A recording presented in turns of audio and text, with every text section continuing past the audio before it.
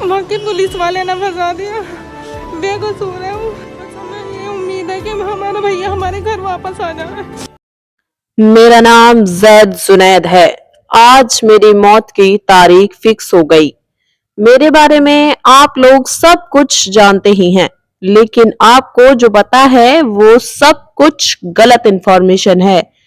आज मैं आपको अपनी पूरी कहानी बताता हूँ। उस दिन मतलब 15 जनवरी 2023 को क्या हुआ था और क्यों हुआ था। मैं उत्तर प्रदेश के मेरठ जिले में रछोती गांव से हूँ। मेरे परिवार में पिता जुबैर, पत्नी रिहाना, माँ और हम 7 भाई और 2 बहनें हैं। मैं दूसरे नंबर का बड़ा भाई हूँ। मेरी उम्र 36 साल है। मेरे 2 भाई सऊदी में ड्राइविंग की नौकरी करते हैं और एक छोटा भाई पुलिस की तैयारी कर रहा है। मेरा भी अब सऊदी का वीजा आने वाला था। बात 2018 की है, जब मेरा मेडिकल हो गया और मेरा वीजा आ गया। मेरी नौकरी as a driver transport company में, जिसका नाम था अल साले मोहम्मद, उसमें 25,000 रुपए तनख्वाह में लग गई। शुरू में सब कुछ अच्छा लगा, लेकिन इस तनख्वाह से गुजारा काफी मुश्किल हो रहा था, तो मैंने कंपनी को चेंज कर लिया, जिस कंपनी का नाम था अल जाफर। उधर मुझे अच्छी सैलरी मिल रही थी और ओवर टाइम के साथ कभी कभी टिप भी मिल जाया करता था। और मेरे घर वाले बहुत खुश थे जब मैंने उनको नई कंपनी और तनख्वाह के बारे में बताया था। सब कुछ अच्छा चल रहा था, लेकिन शायद किस्मत में कुछ और ही लिखा था। एक दिन मेरी गाड़ी का एक्सीडेंट हो गया और गाड़ी बहुत ज्यादा डैमेज हो गई। जब मालिक को पता चला तो उसने मुझ पर बहुत ज्यादा गुस्सा किया और मुझ पर एफआईआर दर्ज करवा दिया और मुझसे कार का हर्जाना भरने को कहा। लेकिन अगर मैं 10 साल भी काम करता तो उस गाड़ी का हर्जाना नहीं भर पाता। मेरे पास कोई रास्ता नहीं था, इसलिए मैं ये कंपनी छोड़कर वहां से भाग गया। मेरा एक दोस्त बन गया था जो पाकिस्तान से था। उसने मेरी मुलाकात सऊदी के एक लोकल पुलिस वाले से करवाई। उस पुलिस वाले ने मुझे तसल्ली दी कि मैं तुम्हारा केस रफा दफा करवा दूंगा। उसने मुझे खाना खिलाया, कुछ पैसे दिए। वो मेरे लिए एक फरिश्ता बनकर आया था। अब लगा था सब कुछ ठीक हो गया और उसने मुझे एज अ ड्राइवर नौकरी पर रख लिया।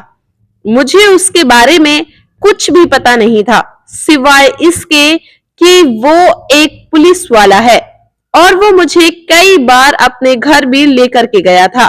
मुझे काम करते करते करीब 1 साल हो गया था। ज्यादातर मेरा एक ही काम था, वो मुझे कुछ बैग देता था और उनको डिलीवर करना होता था। उन बैग्स में क्या होता था वो मुझे नहीं पता था, बस उसने मुझे अच्छे पैसे दे रहे थे और उनका काम करना भी जरूरी था, क्योंकि उनकी वजह से मैं बचा हुआ था और मेरे ऊपर एक पुलिस वाले अधिकारी का साया था। मुझे कई बार शक हुआ और इच्छा भी हुई बैग खोलने की, लेकिन लगा कि पुलिस वाला है, ये तो कुछ गलत नहीं करेगा, और कभी हिम्मत भी नहीं हुई उसका बैग खोलने की। अब आया 15 जनवरी 2023। उन्होंने मुझे 2 नायलॉन के बैग दिए, एक एड्रेस दिया जहां मुझे उन 2 बैग्स को डिलीवर करना था। मैं घर से कुछ ही किलोमीटर निकला था, मैंने देखा कि बहुत सारी पुलिस की गाड़ियां मेरे पीछे आ रही हैं और कुछ ही मिनट में सारी गाड़ियों ने आकर मुझे घेर लिया। मैंने गाड़ी रोकी। मैं समझ गया था कि पहले वाली कंपनी में जहां मैंने कार का एक्सीडेंट किया था, उसी केस की वजह से मुझे पकड़ा जा रहा है। मुझे पुलिस वालों ने बाहर निकाला और जैब चेक किया। उसके बाद गाड़ी को चेक किया। पीछे वाली सीट पर वो बैग थे। उन्होंने वो खोले, उसमें कपड़ों के बीच कुछ पैकेट्स मिले जिसमें सफेद कलर का कुछ पाउडर जैसा था। पुलिस वालों ने मुझे कहा कि तुम अब सप्लाई करते हो। यह सुनते ही मेरे पैरों तले जमीन खिसक गई। मुझे कुछ समझ नहीं आ रहा था कि ये लोग क्या कह रहे हैं, लेकिन मुझे सब कुछ समझ आ गया था कि उस पुलिस वाले ने मेरी इतनी मदद क्यों की। वो मेरे लिए फरिश्ता नहीं बल्कि एक मौत बनकर आया था। मैंने पुलिस वालों से कहा कि मेरे सेठ ने मुझे ये दिया था। पुलिस ने उससे भी पकड़ा, लेकिन उसने ये बयान दिया कि ये मेरे यहाँ सिर्फ नौकरी करता है और गाड़ी में ये क्या सप्लाई करता है क्या नहीं वो मुझे नहीं पता। शायद ये सप्लाई का काम करता है। ये बोल करके उसने अपने पैर पीछे कर लिए और उसने कहा कि इसके बारे में मुझे कुछ भी नहीं पता। सऊदी का कानून है कि कभी अरबी को सजा नहीं होती। अरबी जमानत पर छूट गया और उससे बाइज्जत कर दिया गया और मैं और मेरा पाकिस्तानी दोस्त हम लोग फंस गए और हमें जद्दा की सेंट्रल जेल में बंद कर दिया गया। मुझे वहां बाद में पता चला जो ड्राइवर में लेकर के जा रहा था वो 400 ग्राम क्रिस्टल मैथ और दूसरे बैग में 300 ग्राम कर्स था जो बहुत महंगा था। हमारे साथ धोखा हुआ था। मेरी बस इतनी गलती थी कि पुलिस वाला मेहनत से ज्यादा हमें पैसे दे रहा था। हमने कभी नहीं सोचा कि इतना पैसा वो हमें क्यों दे रहा है और बाकी ड्रग का यह सब नाम भी हमने पहली बार सुना था। केस चल रहा था और करीब एक हफ्ते पहले 3 दिसंबर 2024 को हमें मौत की सजा सुना दी गई।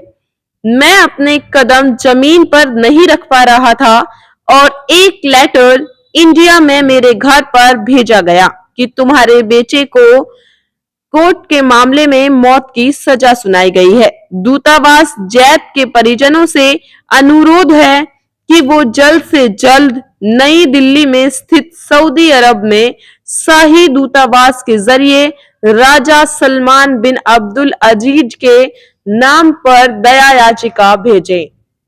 मेरे और मेरे घर वालों की हालत बहुत ज्यादा खराब है। हमेशा याद रखना, एक ही बात कहूंगा, कम कमा लेना लेकिन कभी घर को छोड़कर विदेश मत जाना। मेरी बीवी है, छोटे छोटे बच्चे हैं। मेरे घर वाले चाह कर भी मेरी मदद नहीं कर पा रहे हैं। बस वो रोए जा रहे हैं और मेरे मरने का इंतजार कर रहे हैं। दोस्तों, अगर जल्दी ही कुछ नहीं किया गया तो मुझे बहुत जल्दी सजा दे दी जाएगी। मेरी आप लोगों से दरख्वास्त है कि ज्यादा से ज्यादा वीडियो को शेयर कर दें और मेरी मदद कीजिए ताकि ये सजा रुक जाए। मेरे घर वाले मेरा इंतजार कर रहे हैं। तो दोस्तों, इस वीडियो को ज्यादा से ज्यादा शेयर कर दें ताकि कोई भी लोग मेरी इस वीडियो को देखकर मेरी दया याचिका के लिए गुहार लगा सके। हो सकता है कोई किसी की दुआ कबूल हो जाए। तो दोस्तों, इस वीडियो को शेयर जरूर कर दीजिए।